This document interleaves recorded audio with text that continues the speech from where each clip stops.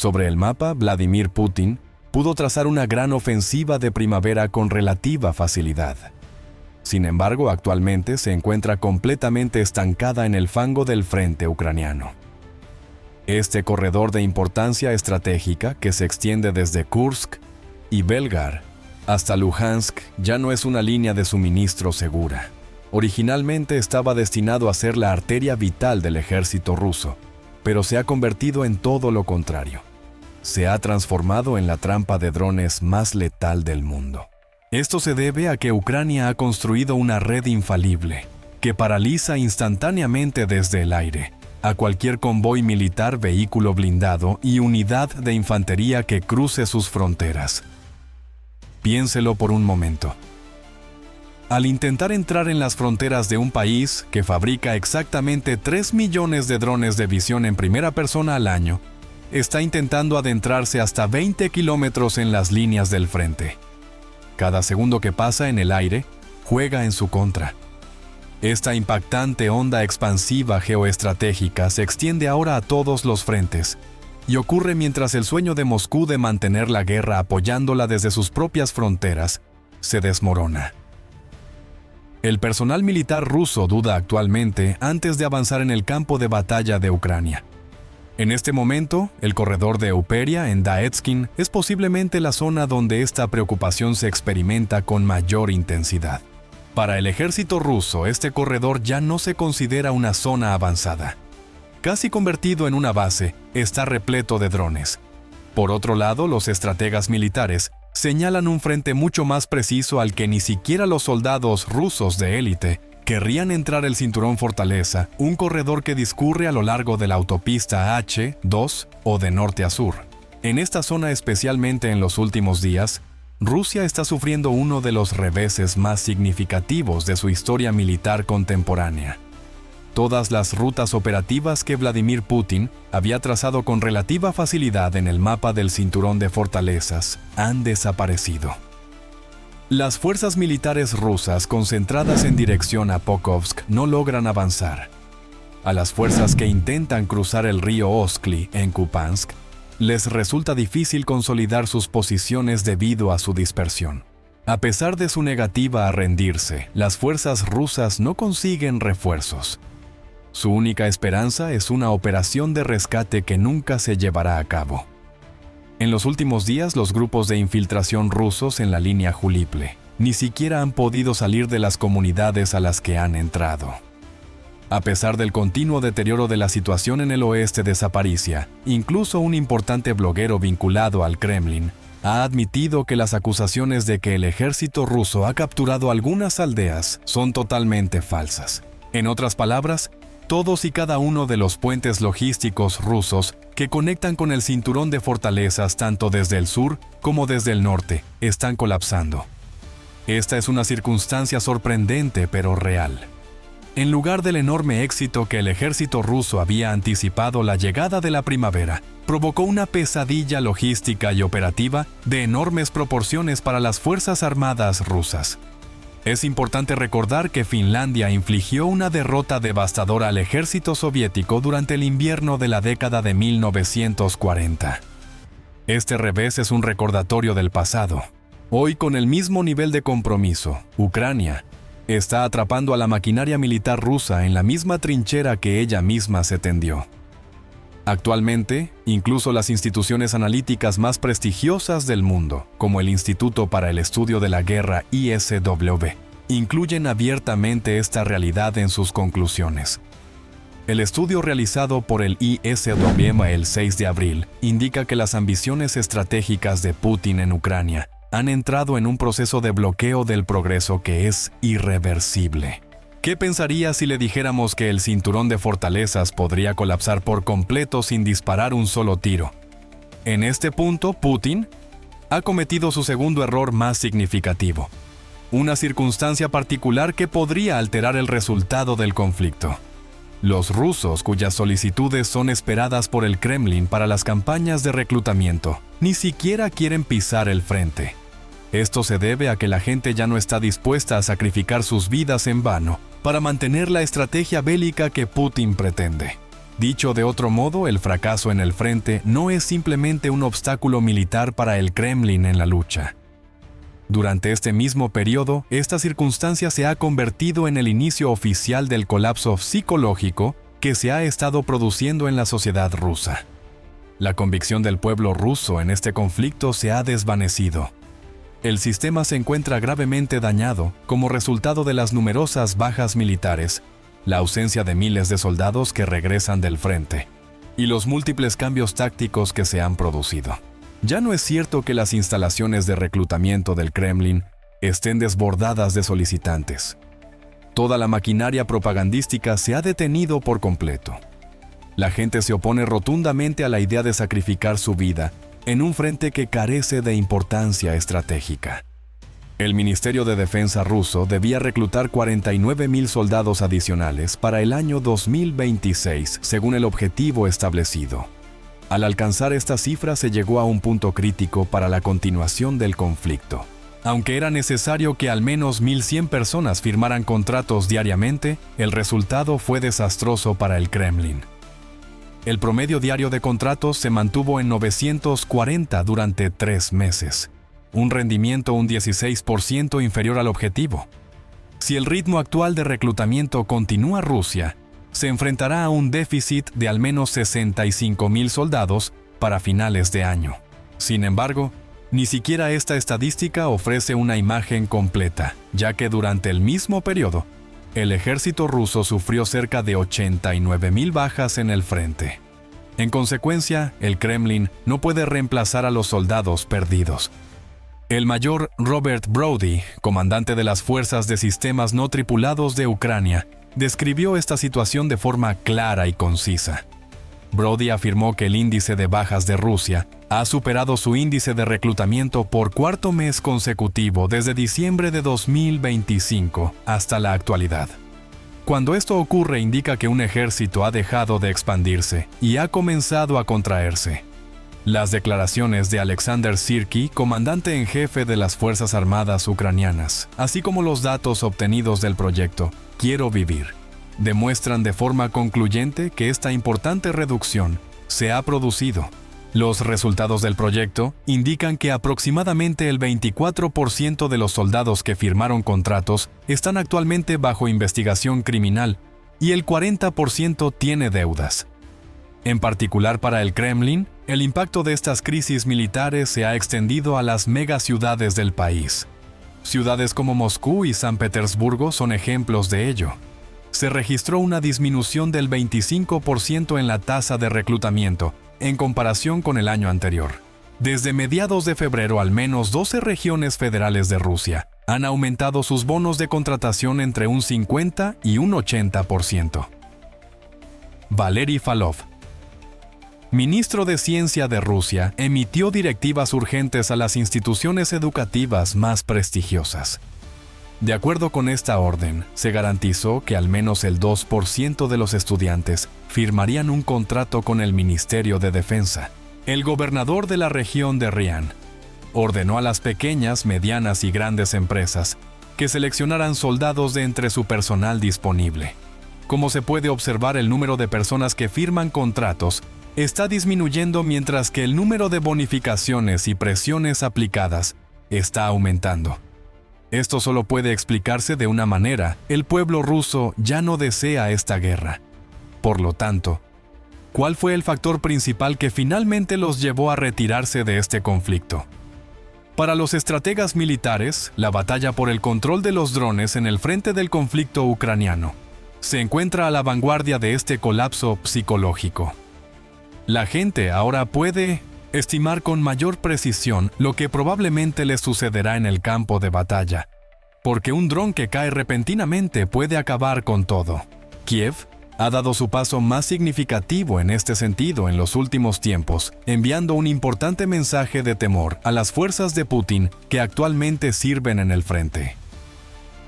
Desde el inicio del conflicto, Ucrania ha superado a Rusia en el uso de vehículos aéreos no tripulados por primera vez. Según la información más reciente publicada por ABC News, Kiev lanzó un número significativamente mayor de drones hacia territorio ruso en marzo que Moscú hacia Ucrania. al afirmar que derribó con éxito 7.347 drones ucranianos. Rusia admitió estar bajo una gran presión en su espacio aéreo. Ucrania, por su parte, anunció en respuesta al ataque ruso que había destruido 6.462 drones y 138 misiles lanzados por Rusia. Siempre existe un margen de exageración, pero la tendencia es irrefutable. Las cifras se basan en los datos recopilados por cada parte y siempre hay un margen de error. Gracias a la capacidad de los ataques aéreos, la balanza se ha inclinado completamente a favor de Ucrania. Más allá de una simple ventaja numérica, se trata de una revolución en el pensamiento estratégico. Los operadores de drones ucranianos ejercen una presión implacable sobre infraestructuras cruciales, ubicadas en territorio ruso, mucho más allá del frente de batalla. Las fuerzas ucranianas lanzaron un ataque contra la instalación petrolera de Cheskarus, en la región de Krasnodar, cerca del puerto de Novorossiysk la noche del 5 al 6 de abril, provocando un gran incendio. El buque cisterna Admiral Makarov, atracado en el puerto, también fue atacado por drones operados por el gobierno ucraniano esa misma noche. Según un funcionario de seguridad occidental que habló con el Financial Times, los recientes ataques ucranianos contra el puerto petrolero de Primorce causaron la destrucción de petróleo por valor de $200 millones. El dinero que reciben los soldados que luchan en el frente se ve directamente afectado por estos ataques a los ingresos petroleros, que son vitales para el presupuesto de guerra de Rusia. Pero el ejército ruso apenas está comenzando a enfrentarse a la verdadera calamidad operacional que está por venir. Ucrania ha establecido una vasta zona de control de drones a 150 kilómetros más allá de las líneas rusas, una medida que alterará significativamente el curso de la historia de la tecnología militar. Hasta hace unas semanas esta región se ubicaba a 50 kilómetros detrás del frente. Ahora el alcance se ha triplicado. Los comandantes rusos lograron controlar con éxito esta estrecha zona de peligro en el pasado. Viajaban de noche, evitaban las rutas más peligrosas y asumían cierto riesgo para avanzar. Sin embargo, al aplicar este cálculo a una distancia de 150 kilómetros, resulta completamente ineficaz. Ya no existe una zona peligrosa que deba pasarse por alto. En este punto, cada convoy, cada vehículo de municiones y cada unidad de refuerzo que intenta llegar al frente se encuentra dentro del alcance de los drones potenciales. Katarina Stinenko, analista del Instituto para el Estudio de la Guerra, ofreció un resumen conciso del objetivo de esta estrategia. El objetivo de esta estrategia es dificultar que los soldados rusos lleguen a sus posiciones a pie, lo que finalmente provocará el colapso de su capacidad para mantener las líneas de defensa. La siguiente es una estrategia que puede utilizarse para derrotar a un ejército sin atacar directamente a su personal. Es debido a sus acciones que la cadena logística que abastece al frente se vuelve tan letal que comienza a colapsar bajo su propio peso. Esta expansión es el resultado de una estrategia bien planificada y ejecutada. El Centro de Comando de Ataque Profundo de Ucrania fue responsable del desmantelamiento gradual de la capacidad de interceptación de drones de Rusia paso a paso. Al principio utilizó drones bombarderos pesados conocidos como Némesis para buscar unidades de guerra electrónica y radares de defensa aérea. Los pequeños drones de visión en primera persona FPV adquirieron inesperadamente la capacidad de volar más lejos y tener mayor autonomía cuando estas tecnologías quedaron inoperativas. Después de eso, el techo se derrumbó hacia adentro. La gravedad del problema fue puesta de manifiesto por Dmytro Lukashenko, analista del 413º Regimiento de Sistemas No Tripulados de las Fuerzas Armadas de Ucrania. Según el experto, el ejército ruso ha comenzado a instalar ametralladoras retiradas de helicópteros de ataques soviéticos antiguos en vehículos para utilizarlas contra drones en algunas zonas. Dicho de otro modo, es comparable a una batalla librada con objetos históricos. Rusia está perdiendo cantidades ingentes de sistemas de defensa aérea y radares raros, y no existen medios para reponer rápidamente su inventario.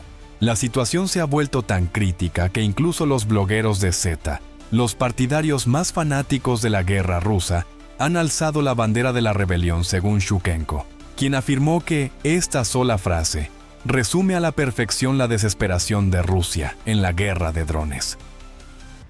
Mientras Ucrania mejora su desempeño semana tras semana, Rusia se debilita cada vez más en la defensa. Ilya Rameslo, quien durante muchos años fue uno de los blogueros más leales al Kremlin, publicó un manifiesto el 17 de marzo de 2026. El título de este manifiesto era 5 razones por las que dejé de apoyar a Putin. Rameslo acusó directamente a Putin de no haber gestionado bien la guerra. Estas figuras que antes se encargaban de difundir la propaganda del Kremlin, ahora critican abiertamente la guerra que Putin libra. Este fue el punto de inflexión más marcado en el círculo de blogueros belicistas desde el inicio del conflicto. En realidad, estas personas eran piezas clave en la maquinaria propagandística de Putin.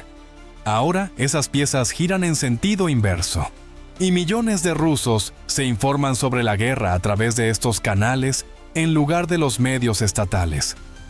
Las mentiras que el Kremlin había estado difundiendo una a una. Cuando dicen que la situación es un desastre, la gente lo toma en serio. Y quienes lo toman en serio no firman contratos. No solo los blogueros rusos, sino también importantes altos funcionarios informan sobre la situación de la tragedia rusa en el frente. El exdirector de la CIA, David Petraeus, reconoció abiertamente esta transformación de Ucrania en una entrevista concedida a CBS.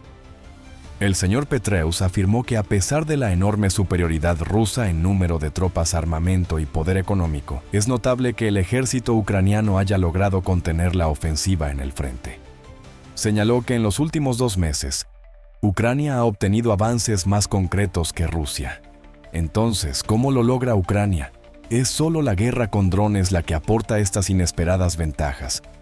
En realidad, Ucrania no solo produce drones, combinan drones, inteligencia, sistemas de mando y control y datos del campo de batalla en tiempo real en un único ecosistema. El sistema Delta recopila instantáneamente todos estos datos y los distribuye a cada unidad del ejército. Se afirma que este sistema marca diariamente más de 2.000 objetivos rusos. Rusia, por otro lado, probablemente no cuenta con nada equivalente. Su estructura militar funciona como islas independientes, con unidades que no comparten información entre sí. Esta diferencia es mucho más decisiva que la superioridad numérica. En el frente ruso, sin embargo, la situación es trágica. El Kremlin, y mucho menos los soldados en el frente, ni siquiera puede proteger a sus altos generales, que sobrevuelan territorios bajo su control. El 31 de marzo, 29 personas, entre ellas el general de división Alexander Otrochenko, perdieron la vida cuando un avión de transporte militar AN-26 se estrelló sobre Crimea. Moscú describió la situación como un fallo técnico. Otrochenko es el 15º general ruso que pierde la vida desde el inicio de la guerra, por lo que es posible que estos sucesos no sean simplemente fruto de la mala suerte. Sin embargo, la posibilidad de que los sistemas de defensa aérea, que operan bajo la presión constante de los ataques con drones ucranianos en Crimea, hayan abierto fuego amigo, es cada vez mayor. Esto podría ser una prueba de una profunda corrupción en la estructura de mando y la seguridad operativa. Para un soldado ruso común que lucha en el frente, esta información representa un colapso moral. Si ni siquiera los generales están a salvo, ¿cómo puede estarlo un soldado de infantería? Estas pérdidas nos recuerdan que el margen de maniobra de Rusia en el Mar Negro se reduce cada semana. En medio de este colapso operativo, las decisiones económicas del Kremlin también se están convirtiendo en un enorme despilfarro estratégico. Rusia asignó exactamente $11.800 millones del presupuesto federal entre 2024 y 2026 para las regiones ocupadas de Donetsk, Luhansk, Zaporizhia y Kerán. Esta cantidad triplica el dinero gastado en aproximadamente 20 regiones de Rusia. Para Rusia, cuyos ingresos petroleros disminuyen como resultado de los ataques selectivos de Ucrania, este enorme presupuesto enterrado en los territorios ocupados es dinero que se les arrebata a los soldados rusos que luchan en el frente sin municiones ni blindaje. Se estima que más de 600.000 soldados rusos se encuentran actualmente en el frente y es posible que se enfrenten a una crisis logística sin precedentes en el próximo periodo. El panorama hasta el momento es bastante claro. Si bien la primavera trae consigo temperaturas cálidas a Ucrania para el Kremlin, esta estación no es más que una enorme trampa estratégica. Los vehículos blindados podrían quedar abandonados por falta de repuestos, y el equipo técnico podría ser destruido uno a uno por drones ucranianos. El panorama hasta ahora es bastante claro. En esta guerra que ellos mismos iniciaron, los rusos prácticamente se han vuelto incapaces de moverse dentro de sus propias trincheras. Putin está sumamente preocupado por la posibilidad de declarar una movilización general, ya que es consciente de que no puede controlar la reacción del pueblo ruso. Sin embargo, sin movilización, es matemáticamente imposible cubrir este índice de bajas. Rusia se encuentra en medio de un dilema. Y este dilema se estrecha un poco más con cada día que pasa. En las próximas semanas, la atención podría centrarse intensamente en la línea Donetsk-Zaporizhia, ya que lo que ocurra allí podría determinar el curso no solo de un frente, sino de toda la guerra. Si bien la presión crítica continúa en estas importantes líneas de batalla, las repercusiones de este panorama desastroso en el frente no se limitan a las fronteras de Moscú. Las enormes fábricas de armas de la era soviética, como Eurovagon-Zavad, han alcanzado el límite absoluto de su capacidad de producción y reacondicionamiento. Ya no se trata simplemente de producir nuevos tanques o vehículos blindados desde cero. El verdadero conflicto que se libra tras las líneas del frente se desarrolla en otros frentes, precisamente en estas instalaciones de producción. El gobierno ruso, que sacó estos vehículos viejos de los depósitos y los envió al frente con modernizaciones superficiales durante los años 2024 y 2025, se enfrentan a un enorme cuello de botella para el año 2026. En lo que respecta a la adquisición de los componentes más críticos como cañones, sistemas de puntería óptica y bloques de motor, literalmente están a punto de agotar las oxidadas reservas soviéticas, que han permanecido almacenadas en depósitos al aire libre en Siberia durante décadas. Frente a las redes autónomas ágiles y de alta tecnología de Ucrania, integradas con el sistema Delta, el obsoleto modelo de producción cuantitativa de Rusia no solo se está quedando atrás, sino que también está acelerando el colapso de su propio ejército. Además, las líneas logísticas dentro de Rusia no solo son objetivo de drones ucranianos, sino que también son víctimas de una ola silenciosa de sabotaje que crece desde dentro y se radicaliza cada vez más. El creciente número de misteriosas fallas en la señalización de descarrilamientos e incendios de transformadores en las vastas redes de suministro militar que se extienden desde el ferrocarril transiberiano hasta Rostov demuestran el envalentonamiento que han alcanzado los partisanos rusos pacifistas y los grupos de sabotaje locales. El distanciamiento psicológico de la población compuesta por individuos que se negaron a unirse al ejército está dando señales de transformarse en una resistencia activa contra la infraestructura crítica del Estado. Al considerar este panorama completo, queda claro que no solo las unidades de infantería o las brigadas blindadas están estancadas en el fango de Donetsk. La visión industrial y estratégica global de Vladimir Putin ya no es tan efectiva como antes. El tiempo considerado el aliado más confiable del Kremlin al comienzo de la guerra se ha convertido en un cronómetro implacable e imparable que trabaja en contra de Moscú.